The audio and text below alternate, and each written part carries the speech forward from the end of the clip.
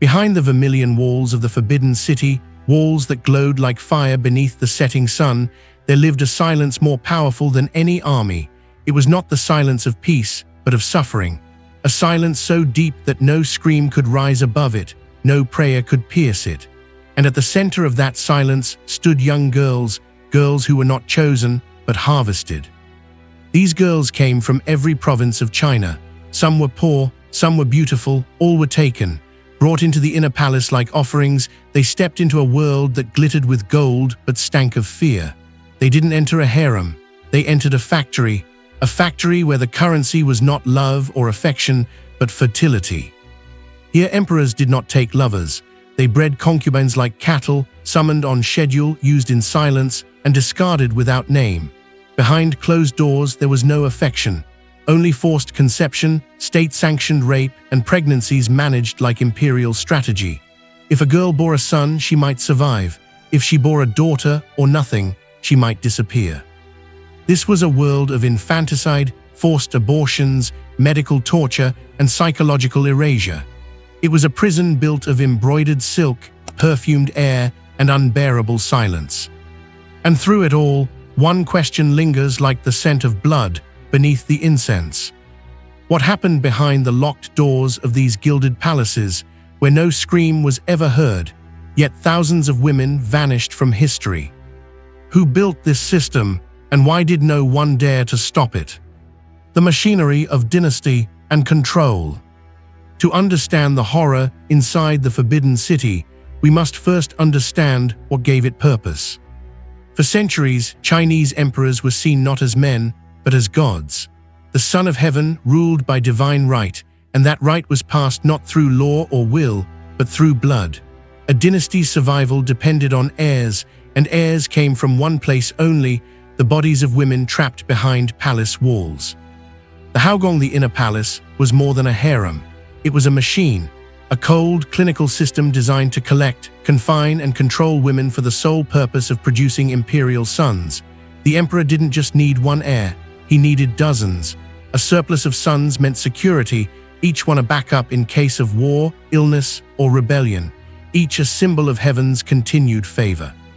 To feed this machine, a nationwide selection took place every few years. Girls aged 13 to 17 were brought from across the empire. Some were chosen for beauty. Others were volunteered by starving families hoping for a better future. Most came from poverty, unaware that they were being sacrificed, not saved. The moment they crossed the palace threshold, their identities were erased. Names were replaced with titles. They were ranked, assigned, silenced. Every aspect of their lives, from what they wore to when they spoke, was controlled by eunuchs, the castrated men who ran the palace like administrators of a living prison. This structure was upheld by Confucian values, a system where women were commanded to obey, first their fathers, then their husbands, and finally their sons. But here, they obeyed the state, the emperor, the machine. These girls weren't lovers or wives. They were resources, each one a potential vessel, each womb a state property. And within the lacquered halls of the Forbidden City, a woman's worth began and ended with her ability to bear a son. Right arrow, but what happened to the ones who were chosen, who passed inspection, who entered the inner chambers and faced the next, far darker phase? The selection rituals, no body was private. They arrived by cart, foot, or barge, dozens of girls at a time, trembling in silken robes that hung awkwardly on adolescent frames. Some were excited, most were terrified, but none of them understood what the selection rituals would truly mean. The inner palace did not ask questions, it gave orders. The girls were stripped of their clothing and led, one by one, into inspection halls lit by lanterns and the cold gleam of polished bronze. Senior eunuchs, trusted only because they could never sire a child themselves, stood ready with scrolls and brushes. They examined every inch of the girls' bodies, not just for beauty, but for signs of imperfection. Skin was poked and prodded, hips measured, teeth counted, hairlines observed, eyes judged. But the most harrowing test was for virginity, performed in public with no curtain, no privacy, and no mercy. A crude physical exam, designed not for care but for humiliation, was performed on each girl. The slightest anomaly meant instant rejection. Those who passed were catalogued like cattle. A eunuch dipped his brush into ink and wrote everything: breast shape, nipple color, hip width, skin scent, into thick ledgers that would remain long after the girls themselves were forgotten. These records were permanent, housed in secret archives deep within the palace. Some girls were branded, a tiny mark burned into the upper thigh or shoulder blade, hidden beneath silk but never to be erased, a symbol that they now belonged to the empire. Others were fitted with embroidered identifiers, codes stitched into their clothing so their status could be read without a word ever spoken. Girls found unfit, those with a birthmark, a limp, or a stutter, met darker fates. Some were forcibly sterilized, ensuring they could never bear illegitimate children. Others were exiled to remote labor camps, doomed to serve in kitchens or laundries until they died of overwork or grief. Their faith offered no refuge. Many of these girls had been raised as Buddhists or Taoists, whispering prayers to ancestral spirits. But inside the forbidden city, prayer was rebellion. Spirituality was stripped away. Girls caught praying were punished, locked in darkness, or paraded as heretics before their peers. There was no comfort, no dignity, no escape. Those who passed were not rewarded. They were simply moved to the next stage, prepared to breed. But breeding was never natural. It was scheduled, controlled, and enforced like war strategy. Breeding schedules and forced conception, his seed, her sacrifice. In the forbidden city, love did not exist. There were no stolen glances, no romantic whispers in the moonlight, no shared laughter behind silk curtains. There were only schedules, written by eunuchs and approved by ministers. Sex, in this world, was a duty, not an act of passion. It was calculated, timed, and monitored like a military campaign. The emperor did not choose his concubines. He was presented with them, rotated through a strict cycle to maximize fertility. Each girl was prepared before her summons, bathed, perfumed, and made to wear specific garments that indicated her rank and reproductive readiness. Her body was not hers. It was property offered on command. Some girls resisted quietly. They cried, they begged, but resistance was met with punishment. Eunuchs would administer aphrodisiacs made from crushed animal parts or rare herbs, potent mixtures that clouded the mind and weakened the will. In some cases, girls were deprived of sleep, left in freezing rooms or under scorching lamps until their minds cracked from exhaustion. When their turn came, they could barely stand, let alone flee. Before entering the emperor's chambers, girls were inspected again. Their bodies rubbed down with oils, their mouths washed, teeth checked, hair arranged. Then, escorted by eunuchs, they were led barefoot down the long, silent corridors like cattle to slaughter. There was no conversation, no eye contact. Once inside, the room was silent, but for the rustle of silk and the heavy breath of anticipation or fear. The emperor would not speak. The girl would not speak. They performed the act like ghosts, one already hollowed out, the other hollowing. Afterward, the girl would be taken back to her chamber, where her behavior was watched closely for signs of pregnancy. If her appetite changed, if she vomited, if her mood shifted, eunuchs reported it immediately. Suspected pregnancies were cause for celebration, but also for isolation. Pregnant concubines were separated, monitored, and fed special diets. But this was no kindness. It was about control. Her womb had become more valuable than her life. The child inside her now belonged to the empire. But not every encounter ended in conception. Some girls bled for days, others became ill, and for those who failed, especially after multiple summons, the consequences were swift and brutal. But what of the ones who were never summoned at all? The untouched, the unchosen, the forgotten. Their fate was even more terrifying. The fate of the unchosen or unfruitful, wombs without worth. Not every girl was summoned to the emperor's bed. Some lived for years, even decades, within the walls of the inner palace without ever being touched. These women were known among the eunuchs by a chilling phrase, wombs without worth. They had passed the inspections. They had endured the branding. But for reasons unknown, timing, politics, beauty standards, or fate, they were never selected. And so, they faded into the background like decorative ghosts, alive but invisible. For many, this neglect was not a mercy, it was a curse. Days stretched endlessly within their small chambers. They were forbidden from forming bonds, denied the right to leave their quarters, and watched constantly. Time became their tormentor. Rivalries festered. Rumors spread like rot. Some women, desperate to be noticed, starved themselves thin to appear more fragile and desirable. Others smeared makeup from their blood and tears, hoping madness might bring them attention. But infertility, or simply being overlooked, was a death sentence in slow motion. Some concubines were deemed barren after only a year of no pregnancy and were punished in secret, starved, locked in pitch-black rooms for weeks.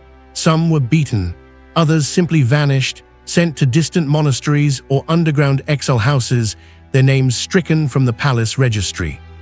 The psychological toll was staggering. Self-mutilation became common, women scratching their own faces, biting at their fingers, pulling out their hair strand by strand. Some hurled themselves into ponds or off rooftops. Suicide became the only door they could open. There were darker rumors too. In the 18th century, a palace record notes an entire wing of the harem was quietly poisoned, 36 women, all considered unfruitful, their bodies removed before sunrise. The entry calls it a cleansing. Religion, once again, became a forbidden refuge. Some women tried to perform secret rituals, burning incense behind screen walls, whispering prayers to Guanyin, the goddess of mercy. But mercy was in short supply. Those caught practicing were punished, some whipped publicly by eunuchs, others paraded half-naked before the other concubines as a warning. They were not wives, not mothers, not even mistresses. They were placeholders, empty vessels waiting to be used, and in the eyes of the court, a useless vessel deserved to be broken. But even for those who conceived, the torment did not end, for childbirth in the Forbidden City was its own chamber of horrors. The horror of birth and infant death, the cries no one was allowed to hear. In the inner palace, birth was not a beginning, it was often the final test, and sometimes the end. For the few concubines who became pregnant, their bodies were no longer their own. They were quarantined, monitored day and night by eunuchs and palace midwives, not for their comfort, but for control. Every breath, every meal, every movement was documented. No joy was permitted. No hope was spoken aloud. When labor began, the concubine would be taken, sometimes carried, to a hidden birthing chamber, attended only by eunuchs and imperial physicians, many of whom saw these women as test subjects, not patients. There were no mothers, no sisters, no warm hands to hold, only the cold eyes of officials. The pain was excruciating. Medical practices were primitive, and anesthesia was forbidden.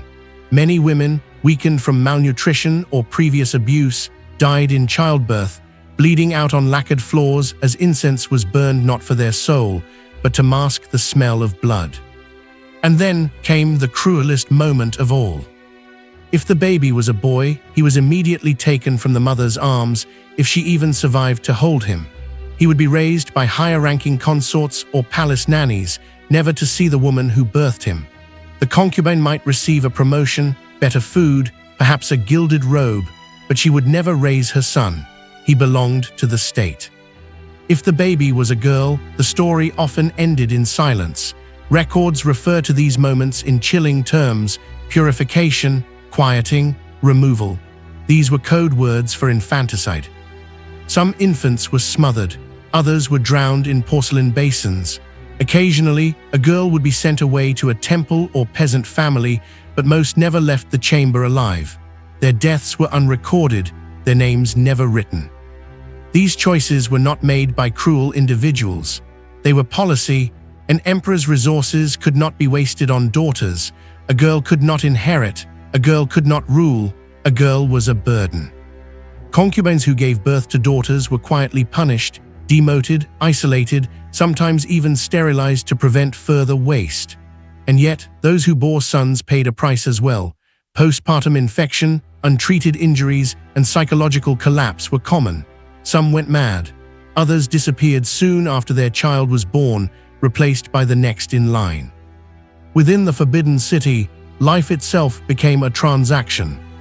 And when a concubine's body could no longer pay the price, when it could no longer conceive, serve, or suffer, it was not set free.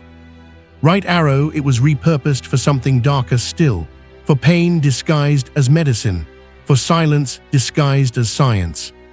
The final use, when you can no longer breed, you serve another purpose. When a concubine's womb failed, through age, trauma, or sheer exhaustion, her usefulness did not end. It simply changed.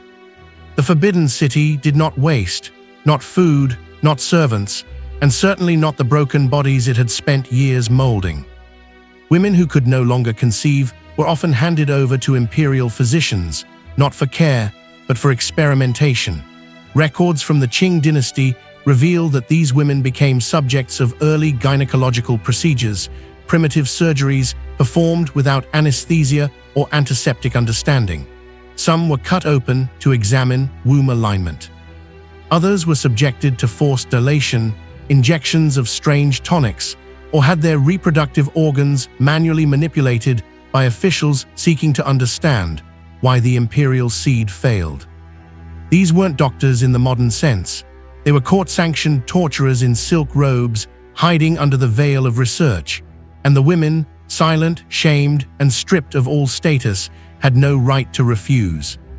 Some were used in fertility trials, their bodies pumped with bizarre concoctions made from deer antler, powdered jade, or even crushed pearls mixed with mercury. These experiments were designed not to heal, but to solve imperial infertility like it was a mathematical problem. Others became tools in spiritual cleansing rituals. When omens plagued the palace, miscarriages, infant deaths, or political unrest, concubines were chosen at random for sacrifice. This could mean being publicly humiliated, forced to walk nude before the eunuchs, or subjected to ritual beatings meant to exorcise impurity. Some were even lobotomized, not with surgical precision, but through crude means, forced ingestion of herbs that destroyed memory, or repeated blows to the head during treatments. The goal was not healing, it was erasure. And when the body could no longer endure even that, there was only one final chapter left: disappearance. Mass graves have been discovered just outside the palace walls, pits filled with unnamed bones, often bearing signs of surgical trauma, broken limbs, and puncture marks. These were not the bodies of soldiers or workers. These were women, forgotten, unrecorded, discarded. Families were rarely notified. In fact, many never knew if their daughters were alive or dead. The names of these women were erased from palace books, their faces scratched out of scrolls, their memory dissolved like ink in water. They were not just victims of a system, they were its foundation, their silence the very stone upon which dynasties stood. And now all that remains is the echo of their stolen voices, and the question history dares not answer.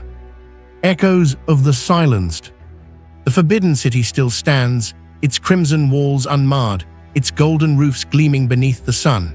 Tourists walk its courtyards, historians praise its architecture, but beneath its silken floors lie stories never told. The stories of women whose names were erased, whose cries were never written down, whose lives were sacrificed so emperors could rule, so dynasties could endure. These weren't mistresses in a tale of palace intrigue. They were prisoners, subjects, and in the end, tools. Tools used to shape the fate of nations, and then cast aside when their bodies broke. The breeding palaces were not symbols of beauty.